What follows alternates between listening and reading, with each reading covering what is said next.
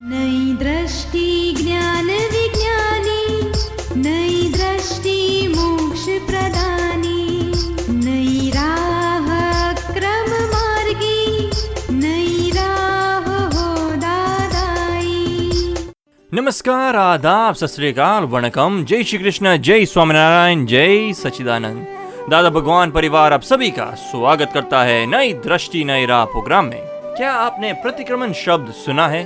जी हाँ दोस्तों, प्रतिक्रमण यानी आस्किंग फॉरगिवनेस। ये शब्द तो जैन लिटरेचर से आया है, लेकिन दुनिया भर से सभी धर्मों के लोग प्रैक्टिस करते हैं। तो ये प्रतिक्रमण क्या है, उसे हमारी रोज बरोज की जिंदगी पर क्या असर होता है, तो चलिए जानते हैं पूज्य निरुमा से। बालक राम राणा, कृपया प्रतिक्रमण की परिभाषा समझाइए।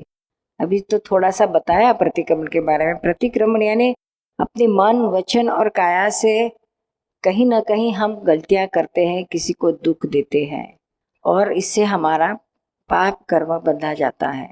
तो उस कर्म को न बंधने देने के लिए प्रतिक्रमण बहुत उम्दा चीज़ है। अगर जैसे पता चला कि ये गलती हो गई तो तुरंत उसके आप प्रतिक्रमण शुरू कर दो, जोरदार, मन में ही मन में। उल्टा करना, उल्टा सोचना।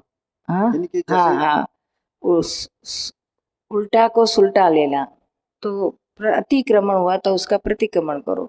उसके अंदर बैठे हुए शुद्धात्मा से माफी मांगो, हृदय से पश्चाताप करो, ये गलती हुई और अभी दोबारा नहीं करेंगे, ऐसा निश्चय करो, तो हो जाता है वो प्रतिक्रमण। जब तक हम अंदर पिंचिंग होता है तब तक प्रतिक्रमण करते रहो, मन में क्लियर ना आवे तो हो जाए तो। आप सुन रहे हैं नई दृष्टि नई राह। दोस्तों, आज हम बात कर रहे हैं प्रतिक्रमण की। दोस्तों, प्रतिक्रमण क्या है और हमें कब करना चाहिए? क्या उसका भी कोई टाइम है? क्या उसका कोई नियम है? किस तरह करना चाहिए? एक ही बार करो तो चलेगा? चलिए जानते हैं इन सारे प्रश्नों के उत्तर हमारे पूज्य दीपक भाई अगले सेगमेंट में। अभी कार्य किसी को दुख हो गया तो हम प्रतिक्रमण करते हैं, तो प्रतिक्रमण करने वाला भी अहंकार है, क्योंकि अतिक्रमण अहंकार ने ही किया था। यानी अभी अहंकार किसको बोला जाएगा? गुरु वचन सिंह इस शरीर का नाम है, और आप क्या बोलते? मैं गुरु वचन सिंह हूँ। यानी आप जो खुद नहीं हो उसको मैं हूँ मानते हो, आप नहीं कर सकते हो उसको मैंने किया मानते हो, वो मानने वाला ही अहंकार है। गुरु वचन सिंह वो अहंकार नहीं है, मगर मैं गुरु वचन सिंह मानने वाला अहंकार है। यानी वो अहंकार को अभी नाम दिया गया गुरु वचन सिंह। तो आप खुद आत्मा हो और गुरु वचन सिंह जब शब्द बोला जाता है तो अहंकार पकड़ लेता है कि मुझे बोला गया। तो एक्चुअली गुरु वचन सिंह क्या शरीर से जो भी कार्य होता है उसका मालिक अहंकार हो जाता है।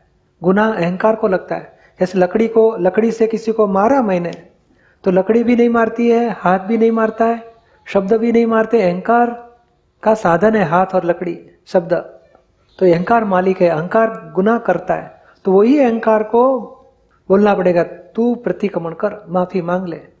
दीपक व्यवहार, दीपक शब्द जो मैं बताऊंगा, दीपक तूने गुनाह किया, तू माफी मांग ले, तो दीपक यानी वो अहंकार पकड़ता है कि मैं ही गुनाह किया है, मैं माफी मांगूंगा। तो ये जागृति रखते हैं, दीपक अलग है, मैं शुद्धात्मा हूँ।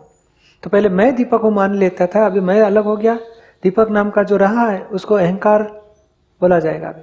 और वो अहंकार गुनहगार है, वो अहंकार खुद ही माफी मांग लेता है।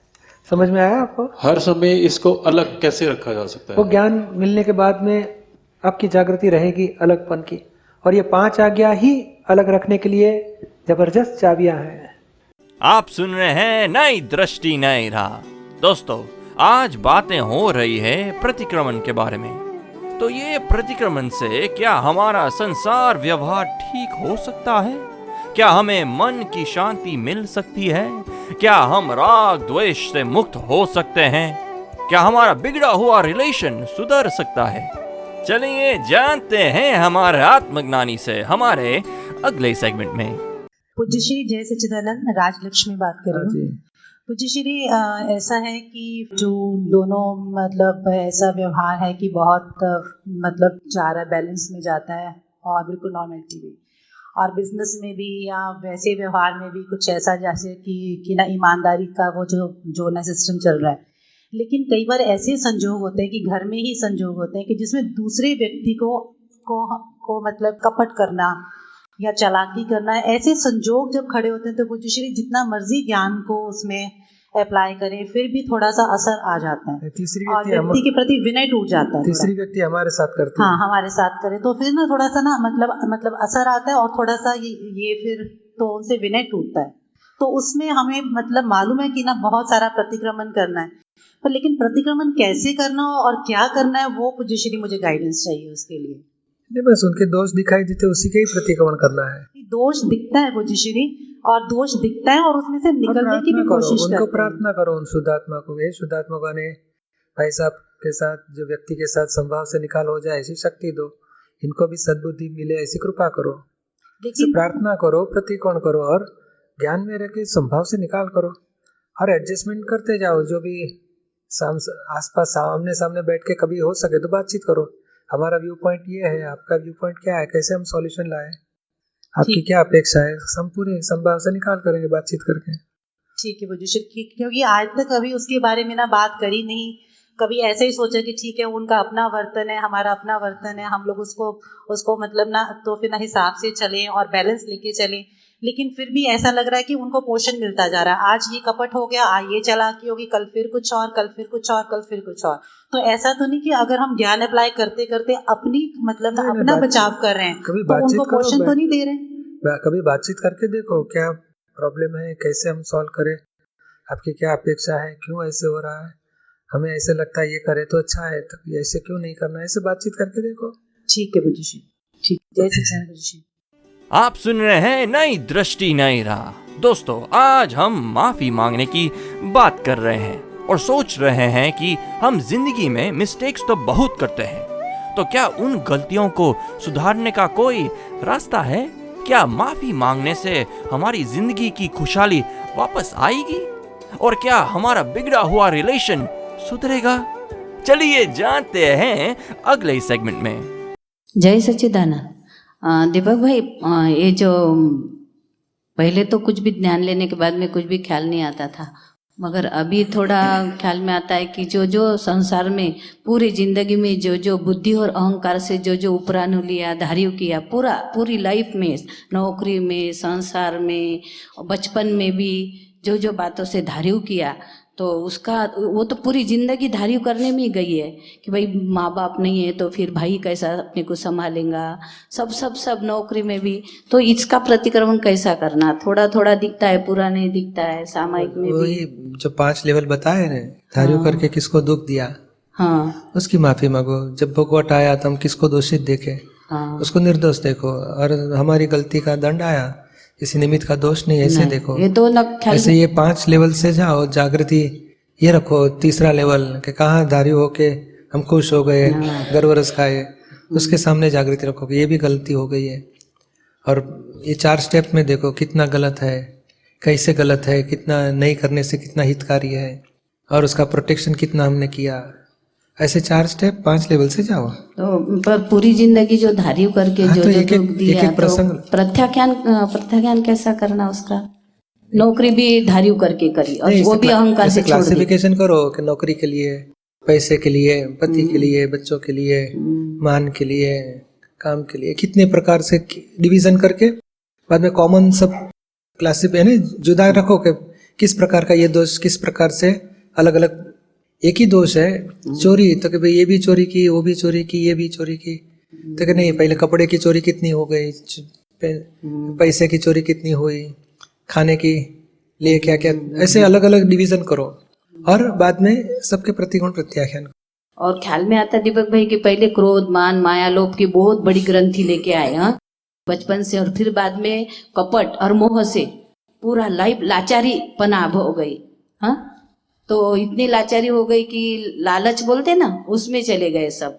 तो ये भी बहुत डर लगता है कभी कभी कि ये दादा कैसे निकलेंगे, हम तो लालच में गिर गए। तो दादा बोलते ना एक आधा रह जाएगा, तो सुषमा को लगता कि तू ही रह जाएंगी। तो नहीं, ऐसे नहीं। अभी दादाजी का ज्ञान मिला, अभी टांकी का भरा हुआ माल है, अभी दोष बढ़ने वाले नहीं।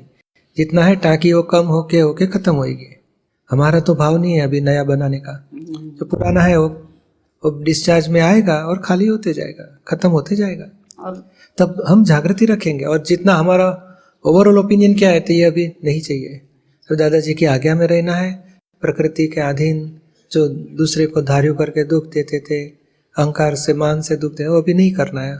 हमारा मेरी श्रद्धा में चेंज कर दिया, यानी बहुत बड़ा रोग टूट जाएगा, अभी दोष टूट जाएगा।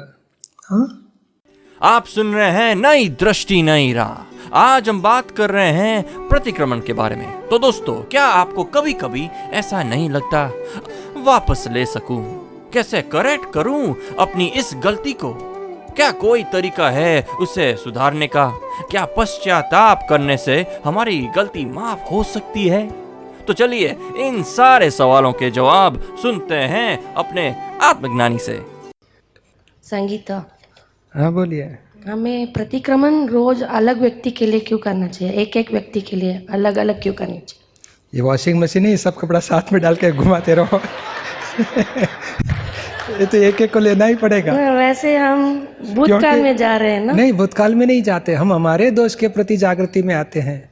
और फाइल 1 को जुदापन देखने का और उसकी गलतियों को देखोगे, वो गलतियां भी जाएगी और निमित्त के द्वारा, अलग अलग निमित्त के द्वारा अलग अलग प्रकार के दोष प्रकट होते हैं। तो वो देख के उसी को निकालना है, तो हमारी आत्मशक्ति प्रकट होते जाएगी। निमित्त का मुख्य काम नहीं है, मुख्य रोल नहीं है। निमित्त के वजह से जो प्रकट होता है कचरा, उसको हम देखना चाहते हैं। हस्बैंड के निमित्त से अलग प्रकार के भाव उत्पन्न होंगे, बच्चे के निमित्त से अलग, और किचन में जाओगे खाने के टाइम तो अलग प्रकार के भाव होते हैं, ट्रेन में बैठे तो अलग। तो ये निमित्त, क्षेत्र, काल, संजोग, निमित्त से हमारे प्रकृति में अलग अलग भाव उत्पन्न होते हैं। और वो अज्ञानता से भरे हुए थे, उसको देखना वही ज्ञान है। और किसी को दुख पहुंचा गया तो संगीता जी को बोलने का प्रतिक्रमण करो, बस उतना ही हम ज्ञान से आगे बढ़ना चाहते हैं। इसमें तो कोई हरकत नहीं है ना।